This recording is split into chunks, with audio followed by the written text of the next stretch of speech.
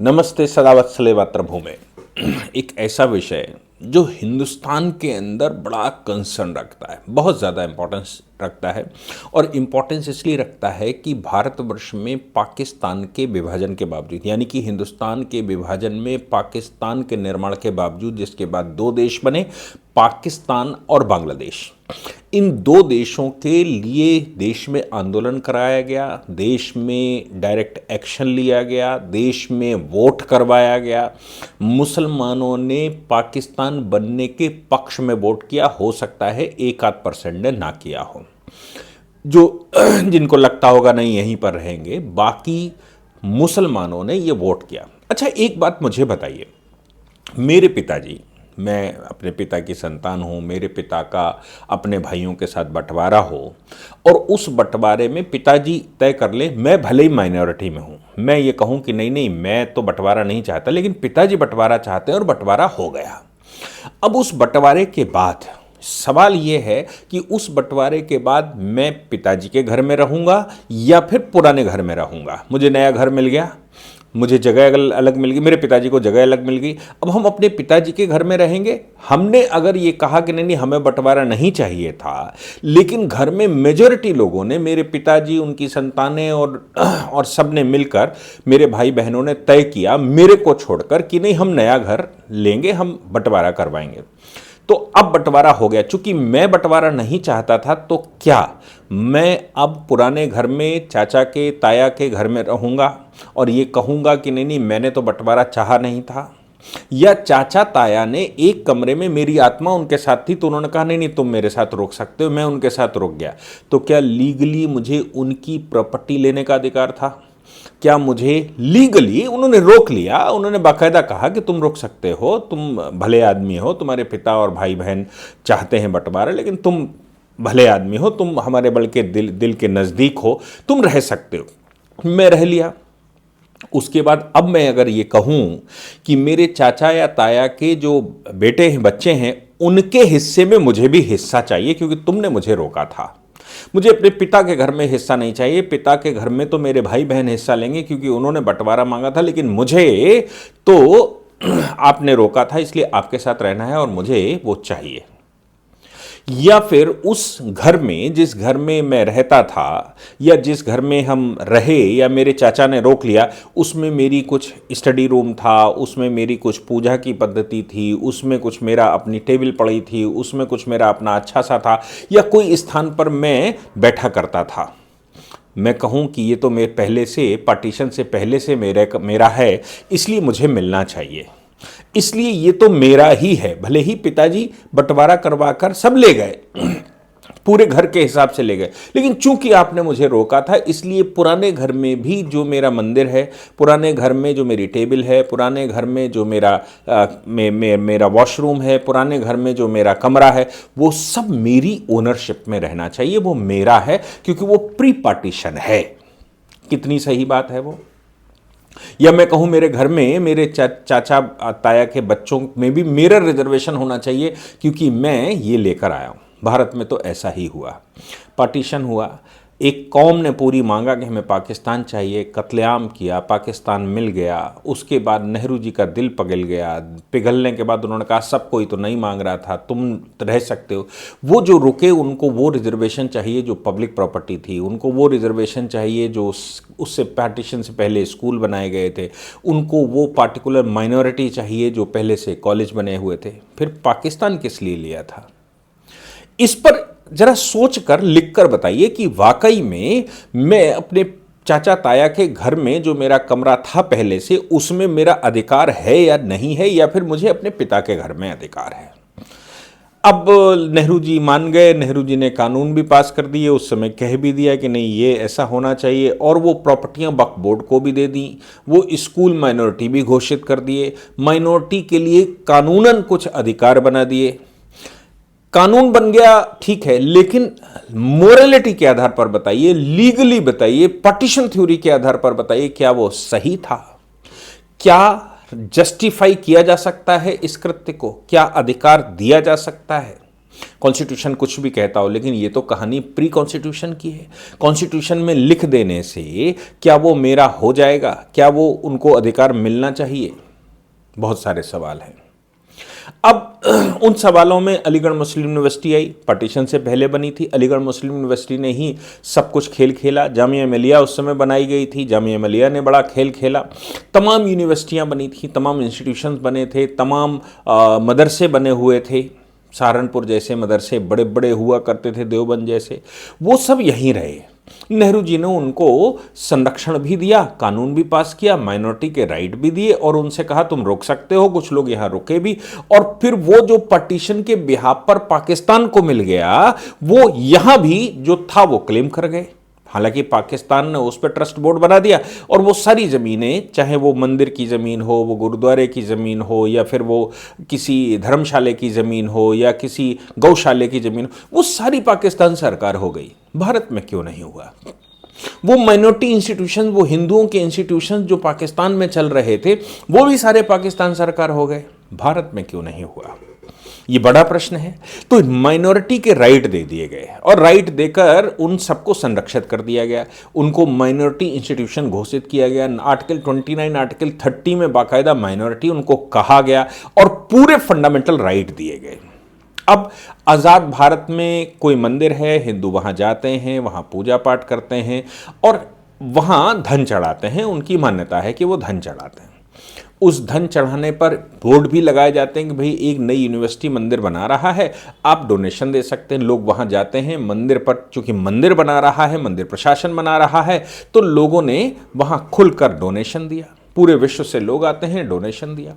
उस डोनेशन के बाद वो यूनिवर्सिटी बनाई गई, यूनिवर्सिटी कॉलेज बनाया गया। कॉलेज की मान्यता राज्य सरकार देगी, इसमें कोई शक नहीं है। राज्य सरकार ने उसको मान्यता दी।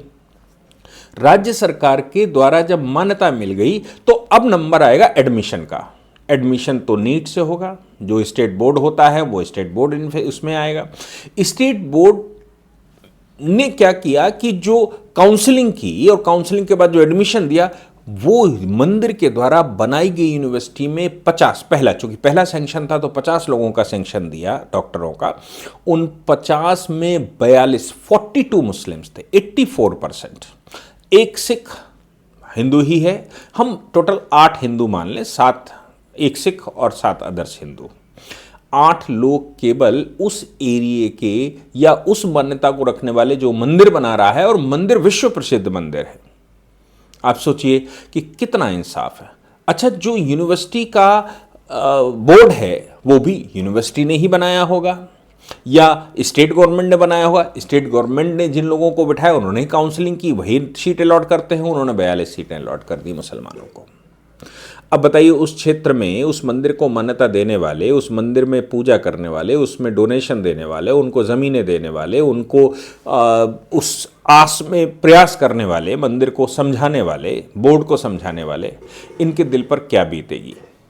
अब जब 50 में से 42 स्टूडेंट मुस्लिम आएंगे तो प्रोफेसर कहाँ से आएंगे? राज्य सरकार ही प्रोफेसर अलॉट करेगी, तो प्रोफेसर भी कहीं से आएंगे, प्रोफेसर भी उसी तरह के होंगे। मैं बात कर रहा हूँ जम्मू एंड कश्मीर में Vaishno Devi institute of medical college, medical science. हालांकि वो पर नर्सिंग का छोटे छोटे कोर्स पहले से चलाते थे। माता वैष्णो देवी मंदिर में हम सब जानते हैं कि हिंदुस्तान में नंबर 1 और नंबर 2 के चढ़ावों में 2 ही इंस्टीट्यूट, 2 ही मंदिर माने जाते हैं, या तो माता वैष्णो देवी का या फिर हम बालाजी महाराज का मानते हैं। माता वैष्णो देवी पर जो धन कलेक्ट किया गया वो डोनेशन से किया गया। डोनेशन के बाद वो स्कूल बनाया गया। जम्मू कश्मीर में सरकार चुनकर आ गई है। सरकार चुनकर किसकी आ गई है? फारूक अब्दुल्ला के बेटे की, यानी कि उमर अब्दुल्ला की। उमर अब्दुल्ला अब राज्य के प्रशासन उनके, मतलब सरकार, वो पुलिस उनके पास नहीं है, अर्धसैनिक बल उनके पास नहीं है, एलजी के पास माना ज़्यादा शक्ति है। लेकिन राज्य का जो बोर्ड बना हुआ है वो किसका है? अब राज्य में Jammu and Kashmir board of professional entrance examination, NEET की परीक्षा है, लेकिन करवाते तो ऐसे ही, हमारे यहाँ तो ऐसे ही है। 2002 में ये बनाया गया था और उसके बाद ये, अब Jammu and Kashmir union territory बन गई है, तो उसके बाद अब ये MBBS का एडमिशन, BDS का एडमिशन, बीएड, इंजीनियरिंग सारे यही बोर्ड करवाता है। माता वैष्णो देवी मंदिर में ने जो स्कूल बनाया, जो कॉलेज सैंक्शन ली, वो राज्य सरकार से ली और राज्य सरकार ने ये खेल खेल दिया। ऐसा नहीं है राज्य सरकार पहली बार खेल रही हो। राज्य सरकार इससे पहले हम सबको याद होगा कि अमरनाथ की भूमि का विवाद भी 2005 में बहुत बड़ा उठा था। 2008 में पूरे देश को आंदोलन करना पड़ा था, तब वो ज़मीन वापस हुई थी। माता वैष्णो देवी श्राइन बोर्ड का मामला भी सामने आया था, श्राइन बोर्ड बनाया गया था और उसके बाद कब्जा किसका होगा ये भी एक विवाद का विषय बना था। फिर धीरे से श्राइन बोर्ड आ गया, श्राइन बोर्ड पर चढ़ावा बहुत अच्छा आता है, मतलब देश में नंबर 1 नंबर 2 पर ही आता है, तो श्राइन बोर्ड पर चढ़ावा भी अच्छा चढ़ता है। राज्य सरकार का बोर्ड, प्रोफेशनल एजुकेशन का, एग्जामिनेशन का बोर्ड, वो परीक्षा करवाता है। 20,000, ऐसा कहते हैं कि 20,000 लोगों का इंटरव्यू किया गया, काउंसलिंग की गई। उन 20,000 जिनकी काउंसलिंग की गई उसमें जम्मू कश्मीर की, जम्मू की खास तौर से माता वैष्णो देवी यूनिवर्सिटी में 50 में से 42 स्टूडेंट मुस्लिम्स आए। अच्छा, सवाल यह भी है कि मंदिर प्रशासन अगर कोई कॉलेज बनाता है तो अपने फंड से बनाता है, राज्य सरकार नहीं बना रही, अपने फंड से बनाता है, लोगों से, जो हिंदू डिवोटीज वहां आते हैं उनसे फंडिंग करवाता है, इंस्टीट्यूट बनाकर खड़ा करता है राजमहल जैसा, तो क्या उसका कोई रिजर्वेशन नहीं होना चाहिए?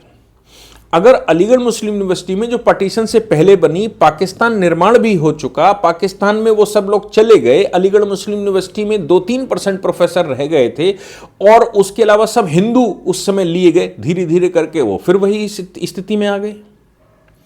अगर जामिया मिलिया में ये रिजर्वेशन दिए जा सकते हैं पार्टीशन के बाद, क्योंकि उनका केस डिफरेंट है, वो तो भारत सरकार की प्रॉपर्टी है, 100% भारत सरकार की प्रॉपर्टी है। ये नेहरू की बेवकूफ़ियत, या मैं कहूँ हिंदुस्तान के इस्लामाइजेशन के लिए जो भी उनके दिमाग में रहा हो, वो उनकी बेवकूफ़ी, ये सब राज्य सरकार, ये सब हमारा देश की सरकार को डील करने था, सरकार के इंस्टीट्यूशंस थे। माइनॉरिटी स्टेटस देने की कोई ज़रूरत नहीं थी, क्योंकि माइनॉरिटी ने अब मांग लिया था। पाकिस्तान कत्लेआम, हिंदुस्तान में नोवाखाली जैसी घटनाएं हुई थी, कत्लेआम हुआ था, लाखों लोग हताहत हुए थे, तब बना था पाकिस्तान। और उसके बावजूद पाकिस्तान बन गया, फिर भी इंस्टीट्यूशन यहां माइनॉरिटी रहा, क्योंकि पहले माइनॉरिटी था, क्योंकि नेहरू जी बेवकूफ़ आदमी थे। वो नहीं चाहते थे कि भारत का सेकुलर स्ट्रक्चर बिगड़े, वो नहीं चाहते थे कि मुसलमान विहीन भारत हो जाए, वो नहीं चाहते थे कि हिंदुस्तान जो है वो हिंदुओं का देश कहलाए, वो नहीं चाहते, क्योंकि वो खुद भी कहते थे कि बाय डिफ़ॉल्ट हिंदू हो गए। वो तो ओरिजिनली प्रैक्टिस में हिंदू नहीं है, लेकिन बाय डिफ़ॉल्ट हिंदू हो गए तो हो गए। तो यहां पर आपसे प्रश्न है, हालांकि वहाँ मूवमेंट शुरू हो गया है, आंदोलन शुरू हो गए हैं, लोग रोड पर जम्मू में उतर आए हैं, ये आरोप लगाए जा रहे हैं कि जम्मू कश्मीर की जो अब की सरकार है वो अब डेमोग्राफी चेंज करना चाहती है, क्योंकि डेमोग्राफी चेंज करने का अच्छा तरीका ये लोग ये ढूंढते हैं कि वहाँ मस्जिद बना लो, वहाँ मदरसा बना लो, वहाँ कॉलेज बना दो, उसमें मुसलमान बिठा दो, वो वहाँ जाएंगे, स्टूडेंट जाएंगे, अगल बगल किराए पर रहेंगे, अगल बगल संबंध बनाएंगे, लब जिहाद के कुछ कार्यक्रम करेंगे, ऐसे करके वहीं जाकर घर खरीद लेंगे और धीरे धीरे डेमोग्राफी चेंज कर देंगे। कटरा, हम सब जानते हैं कटरा, जो लोग भी माता वैष्णो देवी की यात्रा करने जाते हैं वो कटरा में उतरते हैं, कटरा से या जम्मू में उतरते हैं, कटरा तक जाते हैं, अभी तो कटरा तक ट्रेन जाने लगी है, कटरा उतरते हैं, फिर वहाँ से यात्रा शुरू करते हैं। ये यूनिवर्सिटी कटरा में बनी हुई है, ये कॉलेज कटरा में बना हुआ है, यानी कि माता वैष्णो देवी की परिध में ही बना हुआ, ऐसा भी नहीं बहुत दूर हो। और वहाँ पर डेमोग्राफी चेंज नहीं होगी क्या? वहाँ प्रोफेसर्स, यही स्टूडेंट कल प्रोफेसर बनेंगे, और अभी भी प्रोफेसर अगर अपॉइंटमेंट किए जाएंगे तो किनका किया जाएगा, ये सवाल पैदा होता है। 370 तो हट गया, देश में आंदोलन तो हो गए, 370 हटाकर केंद्र ने अपनी भूमिका निभा दी, लेकिन राज्य सरकार वैसा ही कर रही है जो उसको करना था, जो वो हमेशा से करती आई। आप सोचकर देखिए कि 2,25,000 किलोमीटर का जम्मू कश्मीर था, 1,00,000-1,25,000 स्क्वायर किलोमीटर उसमें से पाकिस्तान ने ले लिया। इस 2.25 स्क्वायर किलोमीटर में कश्मीर का पोर्शन कितना है? केवल 25,000 किलोमीटर। 2,25,000 जो पाक ऑक्युपाइड जम्मू कश्मीर को मिलाकर है, इसमें टोटल कश्मीर का portion 25,000 kilometre, 2 lakh kilometre others है। इस कश्मीर के मतलब लद्दाख है, जम्मू है, गिलगिट है, बाल्टिस्तान है और मीरपुर है, मुजफ्फराबाद है, इसका अगर कैलकुलेशन लगाएंगे तो साफ तौर पर यह पता लगता है कि भाई कश्मीर तो केवल 25% यानी कि टोटल हिस्से का लगभग 12% हिस्सा है, लेकिन 12% में एक्सट्रीमिज्म है, आतंकवाद है, 12% मुसलमान है, इसलिए पूरे जम्मू और कश्मीर को मुस्लिम स्टेट घोषित किया जाता है। भूल जाते हैं कि कश्यप ऋषि ने वहाँ पर ये कश्यप ऋषि के नाम से कश्मीर बसा हुआ है। वो भूल जाते हैं कि श्रीनगर किसके नाम से बसा हुआ है।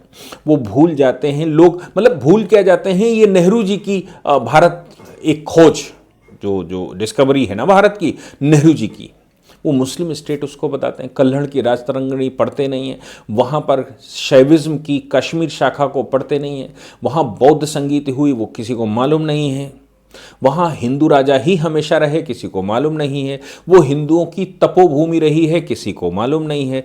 सबको जो बताने की कोशिश की गई वो ये की गई कि साहब कश्मीर है, यहाँ तक कि लोग जम्मू और कश्मीर कहना पसंद नहीं करते, सिर्फ कश्मीर कहते हैं। कश्मीर मतलब पूरा स्टेट को कश्मीर कहा जाता है जम्मू कश्मीर में, लद्दाख को भी कश्मीर कहा जाता है और बाकी को भी कश्मीर कहा जाता है, क्योंकि एक प्रोपोगेशन, एक नरेशन तैयार किया गया और उस नरेशन में ये बताने की कोशिश की गई कि जम्मू कश्मीर जम्मू नहीं है, लद्दाख नहीं है, गिलगिट नहीं है, बाल्टिस्तान नहीं है, मीरपुर नहीं है, मुजफ्फराबाद नहीं है, केवल कश्मीर है। ये एक नैरेटिव था जो लिखने वालों ने लिखा, तैयार करने वालों ने किया, क्योंकि कश्मीर में सबसे पहले कन्वर्जन और मुसलमान बने थे, वहाँ से मुख्यमंत्री बनता है। सीटें कश्मीर में ज़्यादा थीं पहले, जम्मू में कम थीं। लद्दाख इतना बड़ा, उसमें 4 सीटें हुआ करती थीं।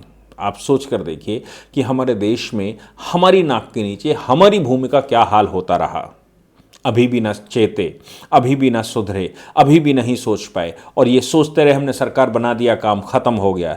सरकार बहुत कुछ कर सकती है, सरकार सब कुछ नहीं कर सकती। सरकार बच्चे पैदा नहीं कर सकती, सरकार आबादी नहीं बढ़ा सकती, सरकार आपके बच्चे रोक नहीं सकती। सरकार नियम बनाती है देश की परिस्थितियों के अनुसार, लेकिन हम वो लोग जो उपनिषद कहता है कि प्रत्येक आत्मा अपना भोग करने के लिए आती है, प्रत्येक आत्मा अपना प्रारब्ध काटने के लिए आती है, परमात्मा तय करता है कि कौन सी आत्मा को कौन सी योनि मिलेगी। वो जानवर बनेगा कि वो पशु बनेगा, पक्षी बनेगा कि वो पेसिस बनेगा, मतलब पानी में रहने वाला, हवा में रहने वाला, या वो छोटा भिनुका बनेगा या इंसान बनेगा, ये परमात्मा तय करता है। लेकिन इंसान वो एक कुरीति वाला व्यक्ति निकला जो कि परमात्मा के द्वारा भेजी गई आत्मा को भी शरीर देने से मना कर देता है और एबॉर्शन करवाता है, शरीर को, आत्मा को विक्षिप्त करता है, कॉपर्टी करवाता है या बच्चों को रोकता है। परमात्मा इंसान बनाकर भेजना चाहता है। शास्त्र कहता है कि प्रत्येक व्यक्ति जो जन्म लेता है वो अपना भोग काटने के लिए, प्रारब्ध के लिए लेता है, और इसी के अनुसार उसका जन्म होता है, किस परिवार में, किस मोहल्ले में, कहाँ पर होगा। अब जो वो करेगा उससे अगला प्रारब्ध लिखा जाएगा, लेकिन जो हो रहा है वो पिछले प्रारब्ध से हो रहा है। अनहोनी कुछ होती नहीं है, होनी होकर रहती है। हम बहुत अच्छी गाड़ी चलाते हैं, इसका मतलब ये नहीं है कि दूसरा नहीं ठोकेगा। हम अपने ईमान से चलते हैं, लेकिन इसका मतलब ये नहीं है कि सामने वाला भी ईमानदार है। लेकिन हम जन्म तो अपना भोग करने के लिए ही करते हैं, अपने प्रारब्ध को काटने के लिए आते हैं, और फाइनली अगर हम सही इंसान के रूप में कर लें, इस धरा को सुरक्षित कर लें, इस परमात्मा के किए भेजे गए संदेश को हम समझ लें और धरा को सुरक्षित रखें, ये सुरक्षा ही हमारे लिए दूसरी दुनिया में हमको ले जाती है, यानी कि मोक्ष दिलवाती है। लेकिन क्या हिंदू समाज को मोक्ष मिल सकता है जो परमात्मा के द्वारा भेजी गई आत्माओं को शरीर देने से मना कर देता है? हिंदुओं को मोक्ष नहीं मिल सकता। मैं 100% कह सकता हूं, हिंदुओं को मोक्ष नहीं मिल सकता, क्योंकि वो परमात्मा के द्वारा तय की गई सृष्टि में बाधा पैदा करता है, बच्चों को रोकता है, शरीर देने से रोकता है। लेकिन जब तक हमारी आबादी नहीं बढ़ेगी, जब तक परमात्मा का विरोध करते रहेंगे, तो हिंदू समाज का जो परमात्मा का विरोध कर रहा हो उसका खात्मा होना परमात्मा के द्वारा निश्चित है। वो करेगा, उसको खत्म करेगा। इसलिए ये हमारा काम है कि हम, सरकार बहुत कुछ कर सकती, सब कुछ नहीं कर सकती। आबादी से केवल आबादी लड़ सकती है, सरकार नहीं लड़ सकती। आबादी केवल आबादी का काट है, सरकार उसका काट नहीं है, बंदूक उसका काट नहीं है, सेना उसका काट नहीं है, शक्ति उसका काट नहीं है। आबादी का काट सिर्फ आबादी है, और आबादी रोककर हम परमात्मा का विरोध ही नहीं कर रहे, हिंदू समाज को समाप्त भी कर रहे हैं, जिसकी वजह से ये सब कुछ होता हमको दिख रहा है। मैं समझता हूं कि हमारे देश के अंदर अगर मुसलमान माइनॉरिटी हो सकता है जिसने पाकिस्तान ले लिया, तो उन राज्यों में जहां हिंदू माइनॉरिटी है उनके रिजर्वेशन क्यों नहीं हो सकते? मंदिर के द्वारा बनाए गए किसी भी स्कूल इंस्टीट्यूशन में उसका रिजर्वेशन क्यों नहीं हो सकता? वो सेल्फ फंडेड है, भाई सेल्फ फाइनेंस है, अपना कर रहा है। लेकिन राज्य सरकार बैठी है, वो 50 में 84% मुस्लिम उसमें भेजती है, जो प्योर भारत के नहीं विश्व के तीर्थ स्थल पर से जो धन कलेक्ट होता है, उससे जो यूनिवर्सिटी, जो कॉलेज बनता है। आपको विचार करना पड़ेगा, सबको विचार करना पड़ेगा। जय हिंद, जय भारत, वंदे मातरम।